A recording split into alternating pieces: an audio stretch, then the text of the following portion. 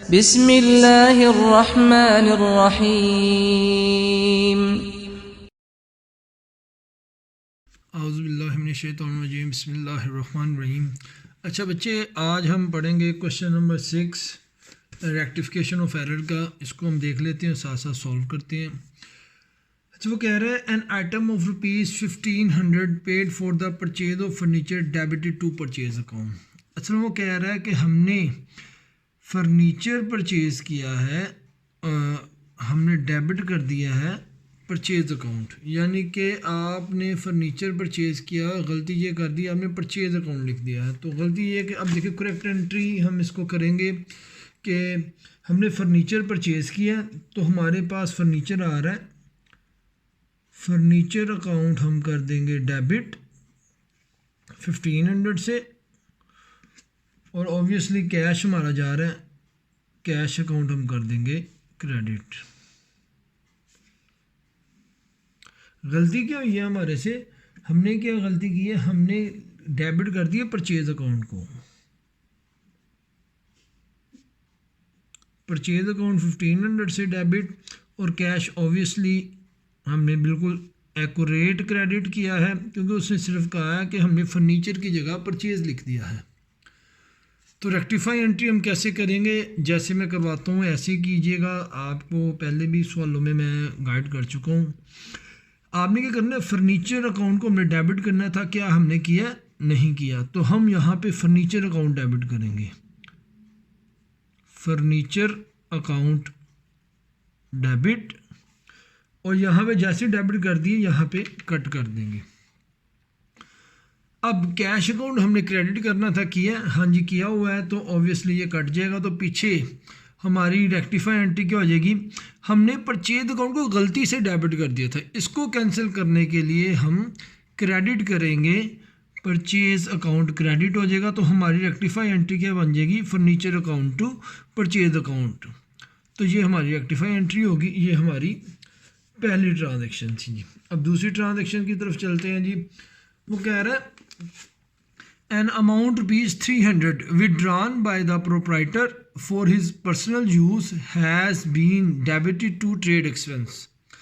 अब वो कह रहा है कि हमने ₹300 का प्रोप्राइटर ने, यानी कि बिजनेस के मालिक ने, हमें ज़ाती इस्तेमाल के लिए बेसिकली पैसे निकलवाए थे, पर्सनल यूज़ के लिए, लेकिन उसने गलती से डेबिट किसको कर दिया, ट्रेड एक्सपेंस को। तो सबसे पहले हम इसकी करेक्ट एंट्री बनाते हैं कि हमारी होगी drawing account to cash account, means पैसा ज़ाती इस्तेमाल के लिए गया, drawing account debit, cash account credit 300 से। वो कह रहा है हमने ट्रेड एक्सपेंस को डेबिट कर दिया है, इसका मतलब गलती ये हो गई है, हमने लिख दिया है ट्रेड एक्सपेंस अकाउंट 300 से। तो ऑब्वियसली कैश हमारा एज इट इज़ हमने सही क्रेडिट किया हुआ है 300 से। तो मेरे बेटे एज इट इज़ रेक्टिफाई कैसे करेंगे, आया करेक्ट में, ड्राइंग अकाउंट डेबिट करना था, किया जी, बिल्कुल नहीं किया। तो हम पहले यहाँ पे ड्राइंग अकाउंट डेबिट करेंगे। जैसे ही हमने ड्राइंग अकाउंट डेबिट कर दिया 300 से, तो ये कट जाएगा। ऐसे कटने से बेटा ये फ़ायदा होता है हमें कि हमारी ना गलती के चांसेस बहुत कम हो जाते हैं रेक्टिफाई को करने में। तो अब कैश अकाउंट क्रेडिट करना था, किया जी, किया, ऑब्वियसली ये बिल्कुल ठीक एंट्री हुई है, ये हमने कट कर दिया।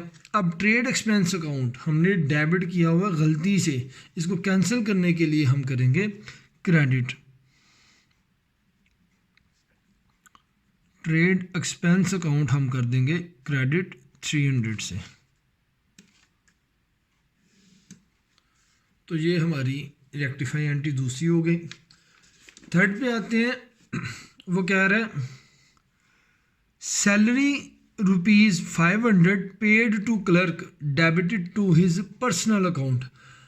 हमने सैलरी क्लर्क को पे की है और डेबिट कर दी पर्सनल अकाउंट को। याद रखिएगा, कोई सैलरी का खर्चा हो, कोई रेंट वगैरह पे किया हो, तो हम बेसिकली खर्चे के नाम से उसको डेबिट करते हैं। तो ऑब्वियसली क्रेडिट हमारा कैश होता है क्योंकि पेमेंट की होती है।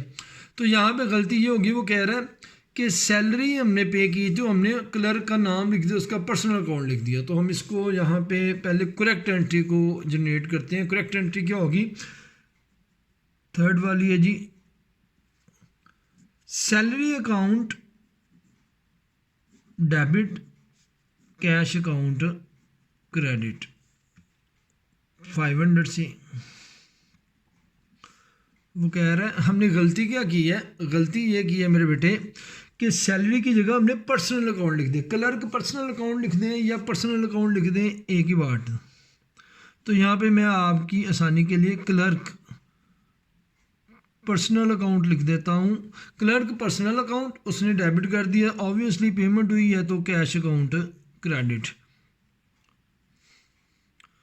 अब रेक्टिफाई एज इट इज़ जैसे हम करते हैं वैसे ही करेंगे। करेक्ट एंट्री बताती है हमने सैलरी अकाउंट डेबिट करना था, तो क्या आया, हमने सैलरी अकाउंट डेबिट किया, नहीं किया। तो यहाँ पे हम पहले सैलरी अकाउंट डेबिट करेंगे 500 से। जैसे ही हमने ये डेबिट कर दिया तो ये मैं इसको कट कर दूंगा क्योंकि ये रिकॉर्ड हो चुका है प्रॉपर। अब कैश क्रेडिट करना था, किया, हाँ जी बिल्कुल किया हुआ है, ये बिल्कुल एक्यूरेट, इसको हम कुछ नहीं करेंगे। तो गलती क्या हुई है उसको रेक्टिफाई करने के लिए क्लर्क पर्सनल अकाउंट हमने डेबिट किया हुआ है, हम उसको क्रेडिट कर देंगे। क्लर्क पर्सनल अकाउंट क्रेडिट 500 से। जैसे ये हो गया तो हमने ये कट कर दी, तो हमारे पास ये चीज़ बन जाएगी। उसके बाद फोर्थ एंट्री में वो क्या कह रहा है जी, फोर्थ में वो कह रहा है a bill for the extension of premises amounting ₹2550 has been debited to repair account.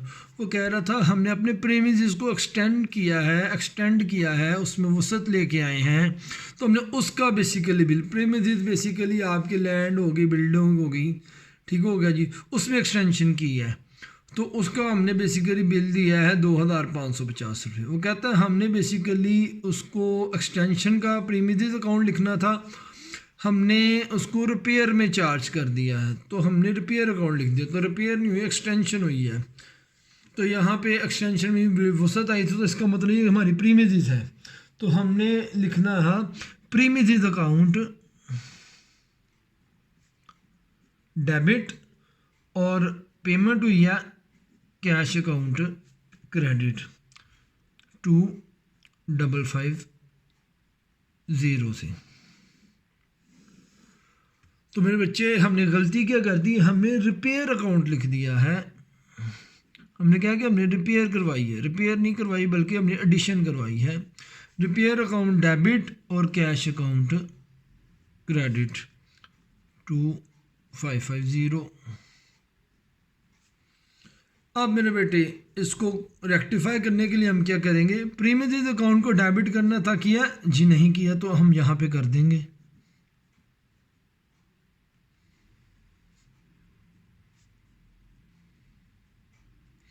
जैसे लिख दिया, इसको हमने काट दिया। अब मेरे बेटा कैश को क्रेडिट करना था, किया, हाँ जी किया है, इसका मतलब ये एक्यूरेट है, इसका कोई इफेक्ट नहीं जाएगा रेक्टिफाई में। हाँ गलती क्या की है, रिपेयर अकाउंट डेबिट किया, इसको कैंसिल करने के लिए हम कर देंगे क्रेडिट, रिपेयर अकाउंट क्रेडिट, ये यहाँ पे कट जाएगा, तो ये हमारी रेक्टिफाई एंट्री हो जाएगी। अच्छा लास्ट वन है जी हमारी, वो कह रहा है purchase from X ₹2300 debited to his account. हमने परचेज की है एक्स से और डेबिट कर दिया उसके अकाउंट को। तो बड़े गौर से देखिएगा जी, पांचवी, purchase account to X account, ये एंट्री होगी 2300 से।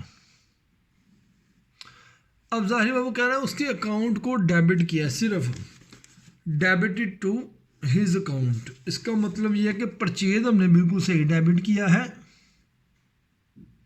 परचेज अकाउंट तो हमने ऑब्वियसली डेबिट करना ही होता है, तो वो हमने सही किया और हमने उसके अकाउंट को भी डेबिट कर दिया है 2300। क्रेडिट हमने कुछ भी नहीं किया, क्रेडिट हमने कुछ नहीं किया। इसका मतलब ये होगा कि रेक्टिफाई कैसे करेंगे, हमने परचेज अकाउंट को डेबिट करना था, किया, हाँ जी किया हुआ है, तो ऑब्वियसली इसको हम ऐसे कट कर देंगे, इसका इफेक्ट नहीं आएगा रेक्टिफाई में। हाँ एक्स अकाउंट क्रेडिट करना था, हमने गलती से डेबिट कर दिया हुआ है। तो पहले देखिए एक्स को क्रेडिट करना था, किया जी नहीं किया, क्रेडिट तो कुछ नहीं किया, तो हम एक्स अकाउंट 2300 से क्रेडिट करेंगे। जैसे ही क्रेडिट किया ये कट गया।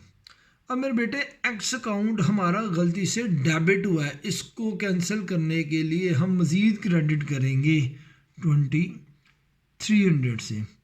तो इसका मतलब ये हो गया कि एक्स अकाउंट हमारा 4600, आप यहाँ पे डायरेक्ट एक्स अकाउंट 4600 से क्रेडिट कर दें और डेबिट कुछ नहीं हो रहा, तो डेबिट की जगह हम डिमी अकाउंट बनाएंगे सस्पेंस अकाउंट 4600 से।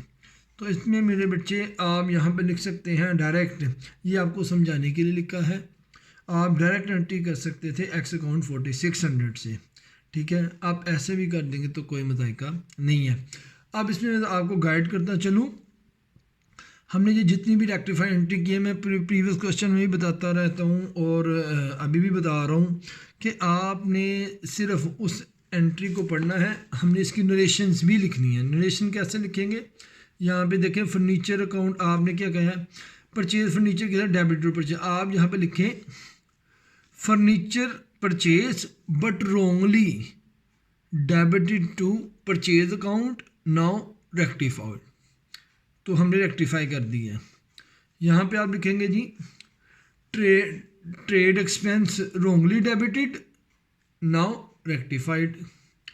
तो यहाँ पे आप लिख सकते हैं, बल्कि आप लिखेंगे salary account clerk personal account wrongly debited, now rectified.